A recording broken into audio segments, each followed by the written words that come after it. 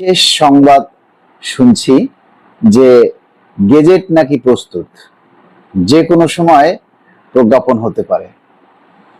আসলেই কি তাই? যে কোনো সময় প্রজ্ঞাপন হতে পারে? কালের কণ্ঠ, বাংলা ভিশন, আরো অনেকগুলা মিডিয়াতে দেখলাম এই খবরই তারা প্রচার করছে যে গেজেট প্রস্তুত 3টি প্রস্তাবে। এই 3টি প্রস্তাবের যে কোনো একটা প্রস্তাব নিয়ে গেজেট হতে পারে, তবে ভাতা সমূহ কাটছাট করা হচ্ছে। আচ্ছা, এখন যদি মনে করেন হঠাৎ করে যদি এই গেজেট হয়ে যায়, তাহলে কি আপনাদের আশা আকাঙ্ক্ষা বা আমাদের দাবি পূরণ হবে? তো আপনারা কি বলেন?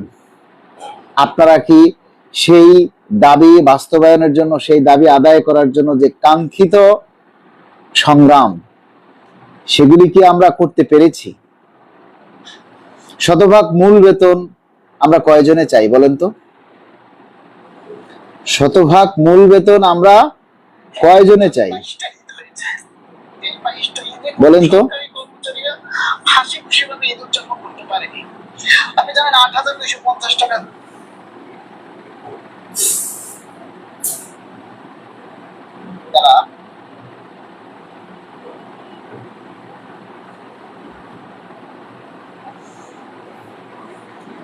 যারা লাইভে যুক্ত হয়েছেন সবাই একটু আপনাদের অন্য ফ্রেন্ড যারা আছে তাদেরকে একটু যুক্ত করে নিন।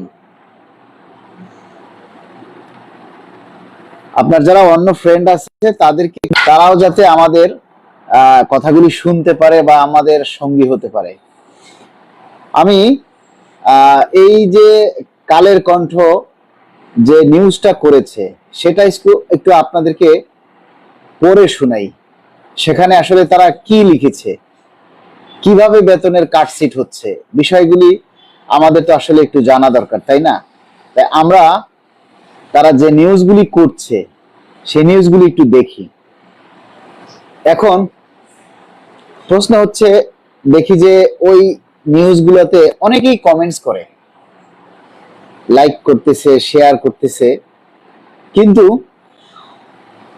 নিজের দাবি যেটা, যেই দাবিতে কমেন্টস করলে, যে দাবিটা শেয়ার করলে কাজে আসবে, সেখানে করে না। আপনারা এই যে অনলাইন যে নিউজগুলি হয় সেখানে আপনারা আপনাদের মতামত লেখেন, আপনার মতামত কি দেখে? আপনি যে সেখানে কমেন্টস লেখেন, আপনার কমেন্টস গুলি কি মিডিয়ারা পড়ে, নাকি আপনার একটা কমেন্টের আপনি রিপ্লাই দেয় না? আপনারা যারা এই পর্যন্ত অনলাইন মিডিয়ায় মানে আপনারা কমেন্ট করেছেন, কেউ কি উত্তর পেয়েছেন মিডিয়াদের কাছ থেকে? পান নাই। বেতন কাঠামোর গেজেট প্রস্তুত, কাটা ছেঁড়া হচ্ছে ভাতা। আচ্ছা, কাটা ছেঁড়া হচ্ছে ভাতা। দেখি, সরকারি কর্মকর্তা কর্মচারীদের জন্য ঘোষিত নবম জাতীয় পে স্কেল আগামী ১ জুলাই থেকে কার্যকর করার প্রস্তুতি প্রায় শেষ পর্যায়ে। সংশ্লিষ্ট সূত্র জানিয়েছে, নতুন পে স্কেলের রূপরেখা চূড়ান্ত হয়েছে এবং খসড়া গেজেটও প্রস্তুত হয়ে গেছে। কালের কণ্ঠে নিউজ, যে কোনো সময় আনুষ্ঠানিক গেজেট প্রকাশ করা হতে পারে। অথচ আগের পে স্কেলের 3টা যে পে স্কেল আমরা পেয়েছি সেই গেজেটগুলি হয়েছে, প্রত্যেকটা গেজেট হয়েছে 6 মাস পরে। আর আজকে এখনো বাজেট অধিবেশন শেষ হয় নাই, এর মধ্যে গেজেট প্রস্তুত হয়ে যাচ্ছে, গেজেট হয়ে যাবে। অথচ আইনি প্রক্রিয়া, ভেটিং আর অনেক কিছু জড়িত আছে। আচ্ছা, জানা গেছে সরকারি চাকরিজীবীদের বেতন বৃদ্ধির হার এখনো আনুষ্ঠানিকভাবে চূড়ান্ত না হলেও সরকার পে স্কেলের গেজেট প্রকাশের আগে 3টি বিকল্প নিয়ে কাজ করছে বলে জানা গেছে। এর মধ্যে যে কোনো একটি প্রস্তাবকে চূড়ান্ত করে 30 জুনের আগেই জারি করা হবে নবম জাতীয় পে স্কেলের বিষয়ক সরকারি গেজেট। 30 জুনের আগেই প্রচার করা হবে। 30 জুনের মধ্যে যদি গেজেট না হয় তাহলে কালের কণ্ঠ একবারে ভাঙ্গে দেব।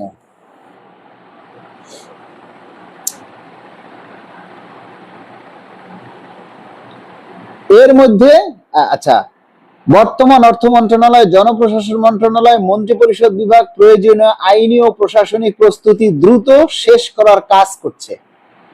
আচ্ছা, অর্থ মন্ত্রণালয় সূত্রে জানিয়েছে পে স্কেলের আর্থিক প্রভাব, প্রশাসনিক প্রস্তুতি এবং বাস্তবায়ন কৌশল সার্বিক খুঁটিনাটি দিক বিশদ বিবেচনা করার জন্য সরকার গঠিত সচিব কমিটির সভায় যে 3টি প্রস্তাব করা হয়েছে, এর মধ্যে প্রথম প্রস্তাব গ্রেডের জন্য সব গ্রেডের জন্য মূল বেতন 50% বৃদ্ধি করা।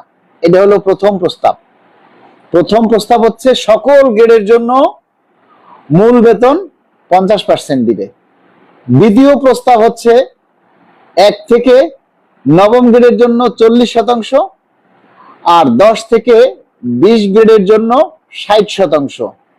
এটা হলো দ্বিতীয় প্রস্তাব। আর তৃতীয় প্রস্তাব হচ্ছে সকল কর্মচারীদের জন্য 100% মূল বেতন একবারেই দিবে। 3টা প্রস্তাব। এই 3টা প্রস্তাব নিয়ে যে কোনো একটা প্রস্তাব দিবে, যে কোনো একটার উপরে গেজেট প্রকাশ করবে। আচ্ছা, এবার আপনারা বলুন যে আমার হাসি পাচ্ছে যে 3টা প্রস্তাব রেডি করেছে, এটা করতেই পারে, 3টা প্রস্তাব হতেই পারে, এটা আসলে অবাক হওয়ার বিষয় না। কিন্তু যদি 40%, 50%, 60% হিসেবে গেজেট হয়, তাহলে আপনারা কতটুকু লাভবান হবেন বলেন?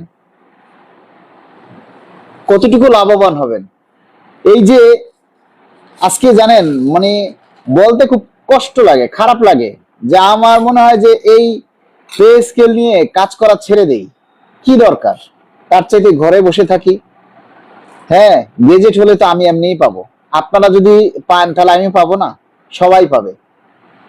এই যে 22 লক্ষ কর্মচারী, বেশিরভাগ কর্মচারী, বেশিরভাগ কি কি ওষুধ নেই?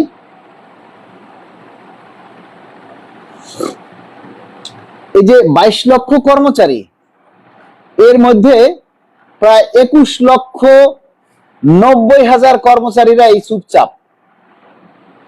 এটার তারা কোনো কমেন্টও করে না, কোনো দাবিও করে না, প্রতিবাদও করে না, কিছুই করে না। কিন্তু বাকি যারা আছে তারা বিভিন্নভাবে, মানে এখন পে স্কেল নিয়ে একটা কথা বললেই তারা ব্যবসায়ী বানাই দেয়। এরা কোন অভ্যাস রে ভাই? এটা কোন কথা? কিছু বললেই ব্যবসায়ী বলে দেয়, ব্যবসা ভালো হচ্ছে, এটা ভালো হচ্ছে, ওটা ভালো হচ্ছে। এটা কোন ধরনের আজব মানুষ? যারা এই ব্যবসার কথা বলে তারা কি পে স্কেল পাবে না? নাকি তারা পে স্কেল পেয়ে গেছে যে এখন আর এটা নিয়ে কথা বলার দরকার নেই, এখন কথা বললেই সেটা ব্যবসা? আরে ব্যবসা আমি করছি, চুরি তো আর করতেছি না। হ্যাঁ, আমরা যদি পে স্কেল নিয়ে কথা বলি, আর সেই কথা বলার জন্য যদি ফেসবুক আমাদেরকে টাকা দেয়, আমরা যদি হাসি, আমরা যদি কান্না করি, আমরা যদি কথা বলি, ছবি দেই, সেজন্য যদি ফেসবুক আমাদেরকে টাকা দেয়, সেটা কি আমাদের অপরাধ? এটা কি আমাদের অপরাধ বলেন? নাকি এটা আমাদের যোগ্যতা? আপনার যোগ্যতা নাই তাই আপনি করতে পারতেছেন না। যারা এই যে ফেসবুক থেকে টাকা ইনকাম করা, এটাও কিন্তু একটা মানে চাকরি। অর্থাৎ আপনাকে ফেসবুক টাকাটা কখন দিবে? আপনাকে অনেক পরীক্ষা নিরীক্ষা করে, যাচাই বাছাই করে, আপনার সবকিছু দেখে শুনে আপনি যদি ফেসবুকের ক্রাইটেরিয়া পূরণ করতে পারেন, ফেসবুকের চাহিদা পূরণ করতে পারেন, তারপর না ফেসবুক আপনার টাকা দেবে। আপনাকে দিয়ে যদি ফেসবুকের ইনকাম হয়, তখন আপনাকে টাকা দিবে। আপনাকে দিয়ে যদি ফেসবুকের লাভ না হয়, তাহলে তো ফেসবুক আপনারে দাম দেবে না। কত মানুষই তো আছে, সবারই তো আর ফেসবুক ইনকাম দেয় না, টাকা দেয় না, ডলার দেয় না। যাদেরকে দেয় তাহলে বুঝতে হবে তাদের ন্যূনতম যোগ্যতা আছে। তো যারা এই সমালোচনা করে তাদের যোগ্যতা কি? আসলে বিষয়টা হচ্ছে কি জানেন, সমাজে ময়লা আবর্জনা, নর্দমার কীট, খারাপ ভালো সবকিছু নিয়েই সমাজে চলতে হয়। একটা সমাজে চোর চোরটা, ভালো খারাপ সব থাকে, ও সবাইকে নিয়েই আসলে চলতে হয়। হাতের 5টা আঙ্গুল দেখেন সমান না, এইটা নিচে, এইটা উপরে, এটার চাইতে এইটা একটু বড়, এটার চাইতে এটা একটু ছোট, এটার চাইতে এইটা আর একটু ছোট। এখন যদি আমি এই আঙ্গুল কটা সমান করতে যাই, তাহলে আমার এই জায়গা দিয়ে কেটে ফেলতে হবে। এই 5টা আঙ্গুলে যদি সমান করতে চাই, এটার নিচে, এটার তার এটা সমান করতে পারবো না। তার এই সাইডটারও যদি সমান করি, তাহলে আমার এই সাইডটারও এই পর্যন্ত কাটতে হবে, তারপরে সমান হবে।